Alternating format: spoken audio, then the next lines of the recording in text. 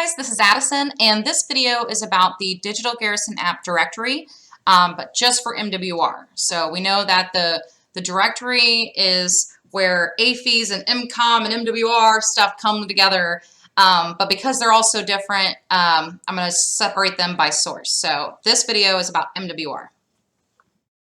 Okay. All right, guys, so this is what I'm talking about, this screen and all that kind of stuff where someone clicks on the installation directory and they see all the categories. Then they also click on recreation from the flyout menu, or they click on dining from the flyout menu. This is all what I'm talking about, all the same thing, all right? Now, first of all, you know that all of your stuff, all of your records are going to be consolidated with anything else that's from MCOM or AFES. So you're probably not going to see anything from AFES and family support, but you'll probably be next to some MCOM stuff. Now, the app is pulling your Express locations, not your Express programs, just your locations. So if you go, let's go to your, your MWR site. If you click on directory,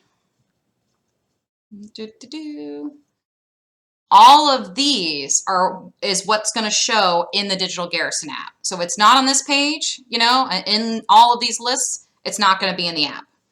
But consequently, if it's in this list, it will be on the app, and we'll talk about that in a second.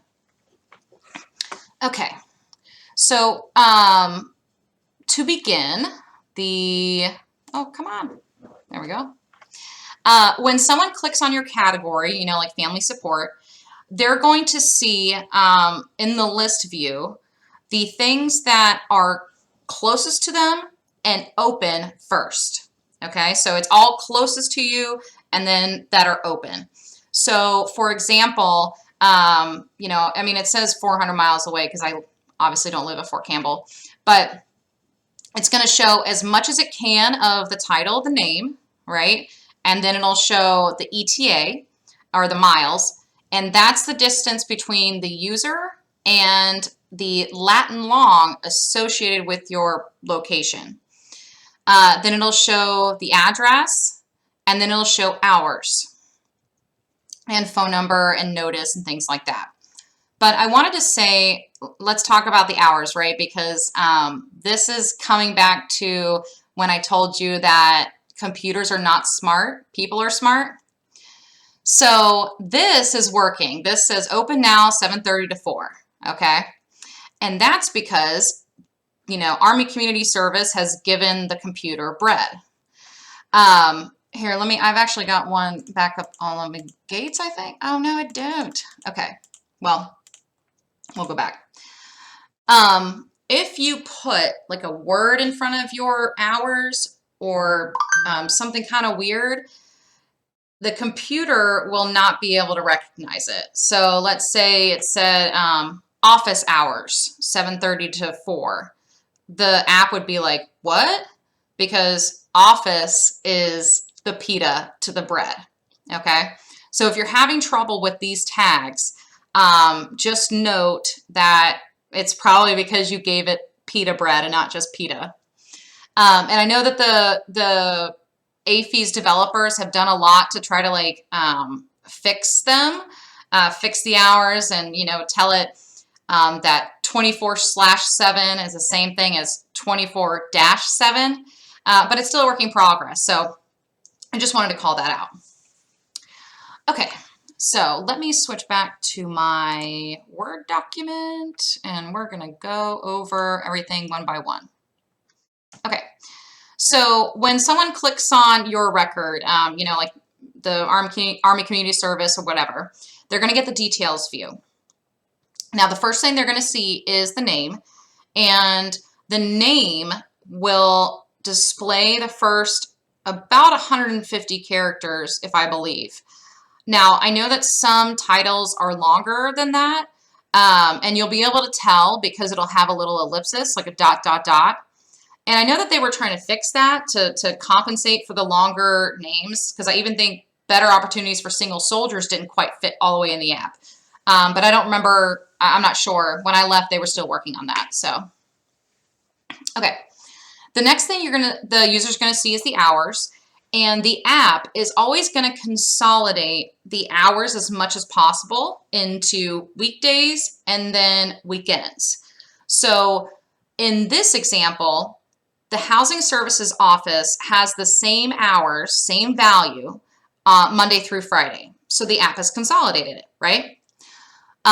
If it didn't, let's say on Tuesdays it was open from 8:30 to 1600, the app will show Monday through Friday. Like it'll show Monday, Tuesday, Wednesday, Thursday, Friday. All right. So just to give you an idea, that's why it's consolidating, because it's easier for the user to understand that. Now, you won't see it in this example, but I'm going to jump down here. MWR also has like different hours displays, and you guys actually have a much better system for displaying non-typical hours than MCOM does right now. It's actually really nice. I know that you guys are familiar with like your range text and that kind of stuff, where you can add custom days, you know, put notices like about the hours. So for example, these are the hours, the 5:30 to 8, and then the text service members only, that's all range text, okay? And the app will display it as like kind of grayish, you know, right underneath the hours for the user to see. And then if you have custom days, I don't think I have an example of a custom day, but let's say, you know, you had training holidays, or you had July 4th or something like that, they will continue to display all the way underneath this. Now, but that's also important to remember, right? I mean, we've already got like, you know, a bunch of lines right here. And when you start adding a lot of holidays, it's gonna get pretty long, especially when, you know, you want the user to see the hours, but then they're not gonna see a lot of other things without scrolling, like your description and all that kind of stuff. So, you know, I always encourage people that if you have like a holiday, you know, let's say July 4th, publish it and then take it off. You know, it's easier for the user to look at it versus like if I open the app today, it's July 8th. You know, I'm going to think, oh, is that old, or wait, no, July 4th is definitely gone, right? Yeah, no, it's over. You know, it's just better that way.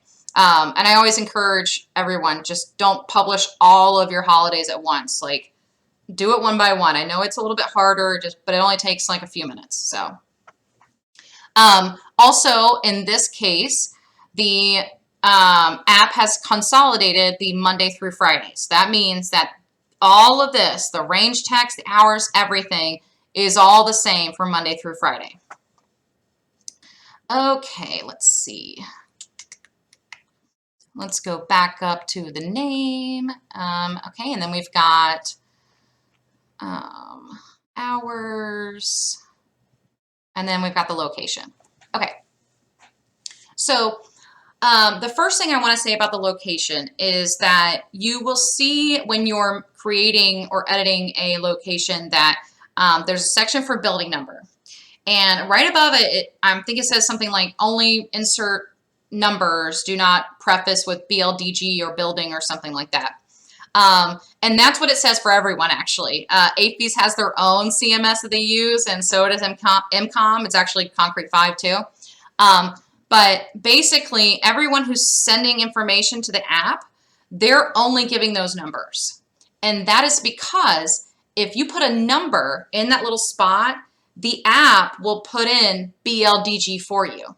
So in this example, the MWR person has not typed in building or BLDG or building number. They've just typed in 1287. And the app displays the BLDG. Now, if you don't put a building number in there, it won't display. It won't say BLDG. It'll just give it the address. Now, the other thing I wanted to say is that when someone clicks on this in the app, and I click on building 1287, it's not going to take me to the address, okay? It's going to take me to the Latin long that you've sent to the app, you, the MWR person. So what I'm trying to say is that if the GPS works on your website, then it will work in the app.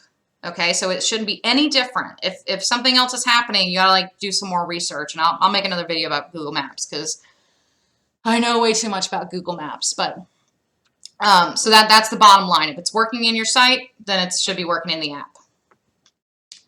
Okie dokie. Now let's talk about the primary phone number. So you should have 2 commercial phone numbers and then also a DSN number. So it's important that the primary and secondary phone number are always commercial phones, like commercial phone numbers with country codes and all that kind of stuff, because those are clickable in the app.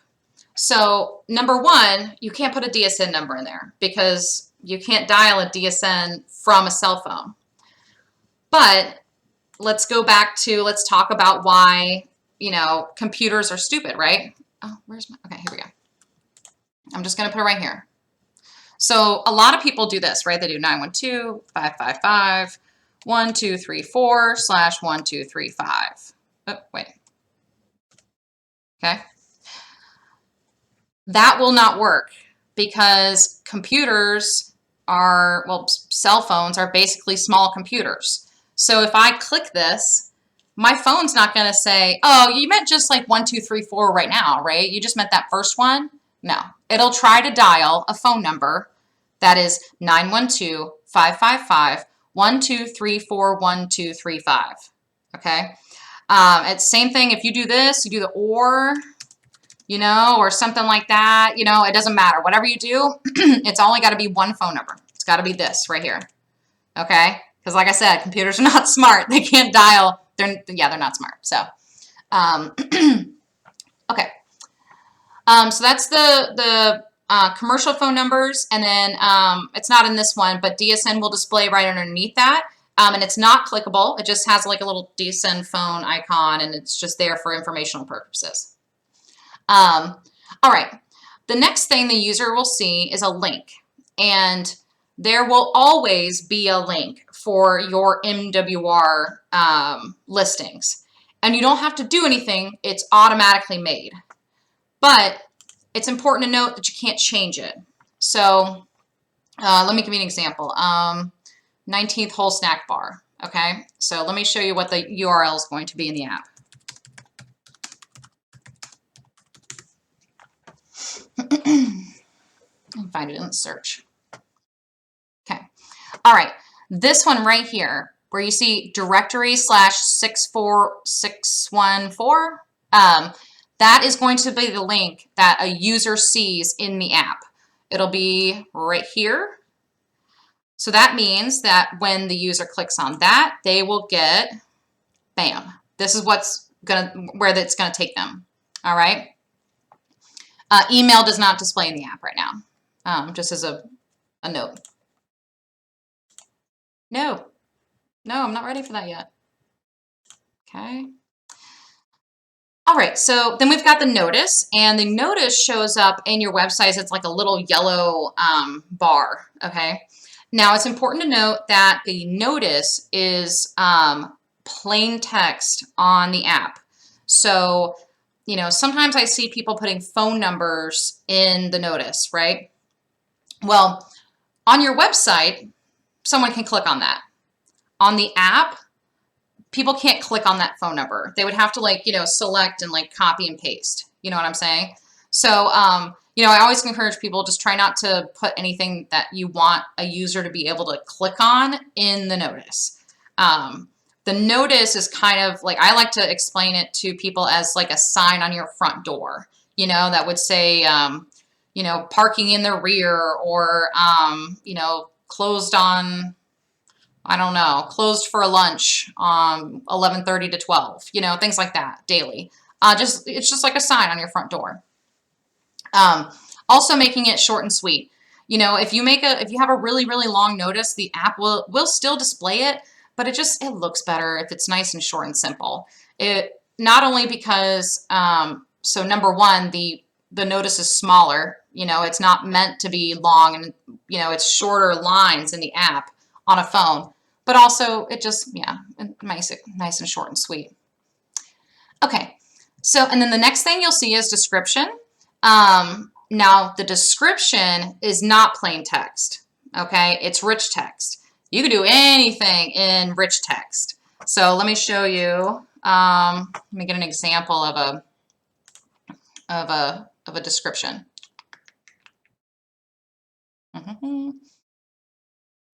Okay, this is a description, all right? So number one, you know, there's not any links or anything in this description, but you see how they've put, you must visit the office on the next line? That's how you know it's rich text. You can't do that in a notice. So if you start going over like one sentence, you're gonna wanna put it on a new line, right? You can't do that in a notice. So yeah, I just always encourage people to keep, you know, the long stuff in the description. And it's also the place to sell it. But just note, you can put images in a description. You can put, let's see, you know, tables, all kinds of stuff. Now, the only thing I will say is that when you start putting images and things like that into the description, always check the app. And if it looks funny, if it ever looks like it's going out of the, you know, out of the range of the phone or anything like that, there is a little button when you're editing the description. There's a little button and it says, like, it has a little X and it says remove formatting. Highlight everything in the description and click remove formatting. Then publish it, reopen the app, see if it'll you know, reset the cache and all that stuff, and look at it again. And that should take care of it. It's like a little FX thing. It's like a, I don't know, but remove formatting, okay? And it's right on the right-hand side. When you hover over it, I'm pretty sure it says remove formatting, but that's a whole like Concrete 5 thing. Okay, so let's see. And then at the very bottom, it's going to show the user a map, and that map is pointing to the Latin long that you have put into the location. So again, if it's right on your website, it's right in the app. Let's see. Okay, so this is a notice, you know, the yellow bar. Okay, now this is a good example, right? So this person has put office hours as the notice, which probably makes sense on the adventure programs page, right? So let's look at it.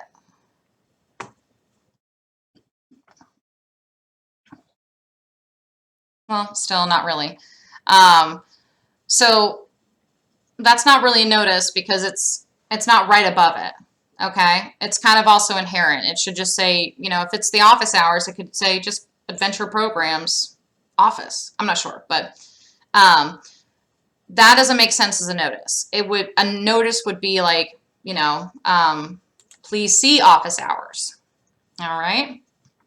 And then we've got, these are the custom days, Donza and federal holiday.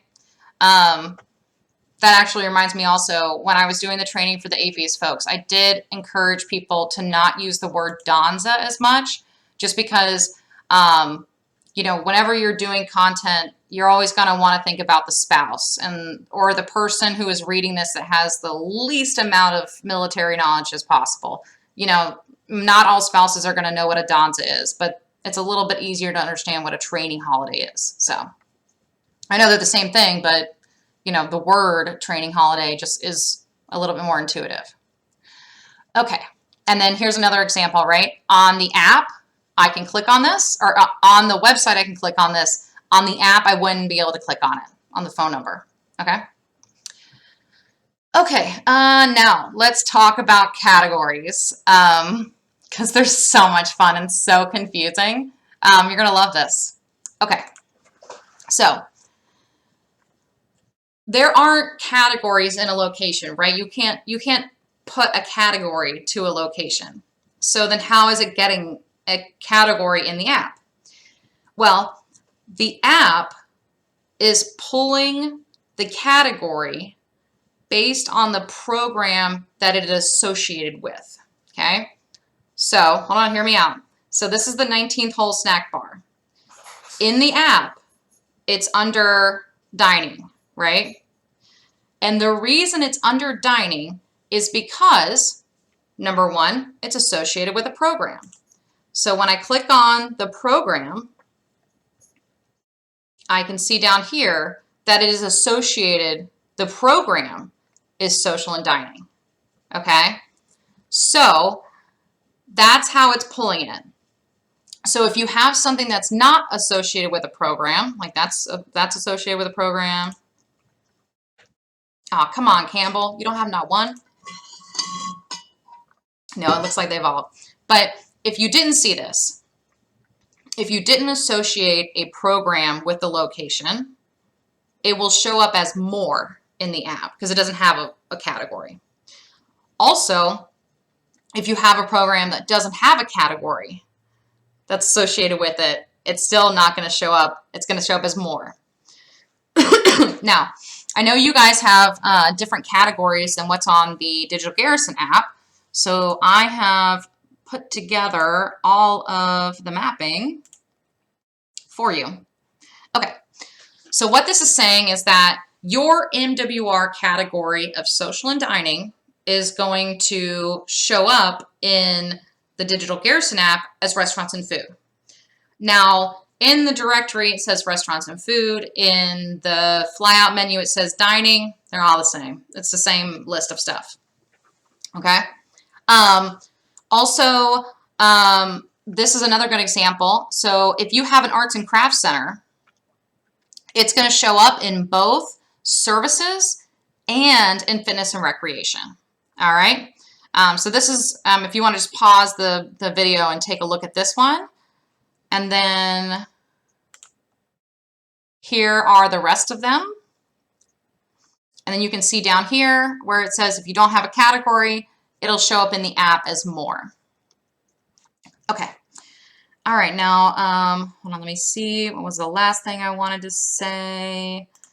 All right. So one other thing is that I know you guys have a new like little checkbox when you're creating a location or editing one, and it says hide from directory, I believe, or don't display in directory or something like that. And when you click that, it should not show up in the app. And it obviously it won't show up in your directory, but it should not be showing up in the app either. So you can have those like multiple little boxes on the right side of your page, as many as you want. But if you don't click hide from directory, then you'll have like duplicates in the app. Okay, let me see if I've covered everything. Because I always forget stuff, guys, like always. I did the categories, did all that kind of stuff.